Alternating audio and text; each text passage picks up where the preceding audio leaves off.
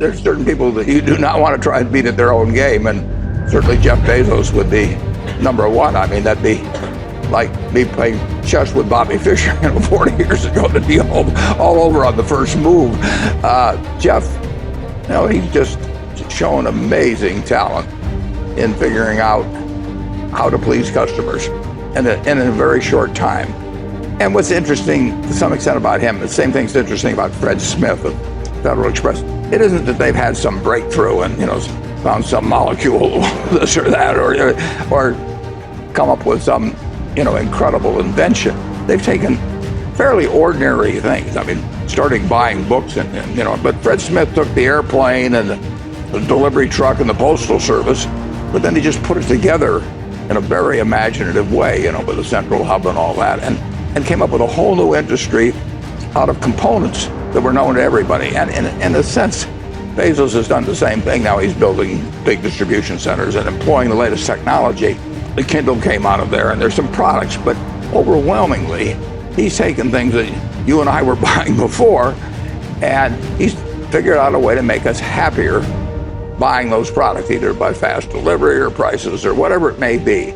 And that's remarkable when you think about it. Entrepreneur, media proprietor, investor, and commercial astronaut, Jeff Bezos has become a household name and one of the most influential figures in the business world. Under his leadership, Amazon has become one of the largest and most successful companies in the world, with a presence in nearly every industry imaginable. Coming from humble beginnings, Jeff began selling books on the internet from his garage to becoming one of the richest and most successful people on the planet, ingraining not only Amazon's name into everyday society, but his as well. Went to my boss and said to him, I'm going to go do this crazy thing, and I'm going to start this company selling books online. Then he said, let's go on a walk. And we went on a 2-hour walk in Central Park in New York City. And the conclusion of that was this, he said, this actually sounds like a really good idea to me. But it sounds like it would be a better idea for somebody who didn't already have a good job. And he convinced me to think about it for 48 hours before making a final decision. And so I went away and was trying to find the right framework in which to make that kind of big decision. And I'd already talked to my wife about this, and she was very supportive and said, look, you can count me in 100%. So it really was a decision that I had to make for myself. And the framework I found, which made the decision incredibly easy, was what I called, which only a nerd would call, a regret minimization framework. So I wanted to project myself forward to age 80 and say, okay, now I'm looking back on my life. I want to have minimized the number of regrets I have. And I knew that when I was 80, I was not going to regret having tried this. I was not going to regret having wanted, trying to participate in this thing called the internet that I thought was going to be a really big deal. I knew that if I failed, I wouldn't regret that. But I knew the one thing I might regret is not ever having tried. And I knew that that would haunt me every day. So when I thought about it that way, it was an incredibly easy decision. If you can project yourself out to age 80 and sort of think, what will I think at that time? It gets you away from some of the daily pieces of confusion. I left this Wall Street firm in the middle of the year. When you do that, you walk away from your annual bonus. And that's the kind of thing that in the short term can confuse you. But if you think about the long term, then you can really make good life decisions that you won't regret later. Jeff's keen eye and ability to look proactively toward the future while taking calculated risk has contributed to his success. His instincts told him the internet was going to bring massive opportunity for those willing to be creative. Despite doubt and criticism from those around him, he knew taking this leap of faith would be the best decision for not only himself, but for future generations as well. One of my jobs as the leader of Amazon is to encourage people to be bold. And people love to focus on things that aren't yet working. And that's good, it's human nature. That kind of divine discontent can be very helpful. But it's incredibly hard to get people to take bold bets. And you need to encourage that. And if you're going to take bold bets, they're going to be experiments. And if they're experiments, you don't know ahead of time whether they're going to work. Experiments are by their very nature prone to failure. But big successes, a few big successes, compensate for dozens and dozens of things that didn't work. So, Bold Bets, AWS, Kindle, Amazon Prime, our third-party seller business, all of those things are examples of bold bets that did work, and they pay for a lot of experiments. I've made billions of dollars of failures at Amazon.com. Literally, billions of dollars of failures. But they don't matter. What really matters is companies that don't continue to experiment, companies that don't embrace failure, they eventually get in a desperate position where the only thing they can do is make a kind of Hail Mary bet at the very end of their corporate existence. Whereas companies that are making bets all along, even big bets, but not bet the company bets. I don't believe in bet the company bets. That's when you're desperate. That's the last thing you can do. You don't choose your passions choose you.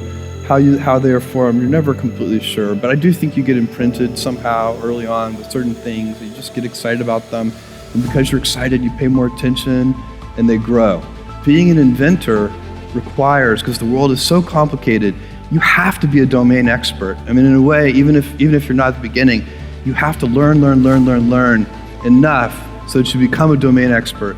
But the danger is once you've become a domain expert, you can be trapped by that knowledge.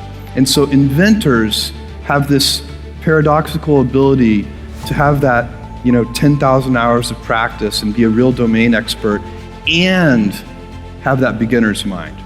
Have that look at it freshly, even though they know so much about the domain. And that's the key to inventing.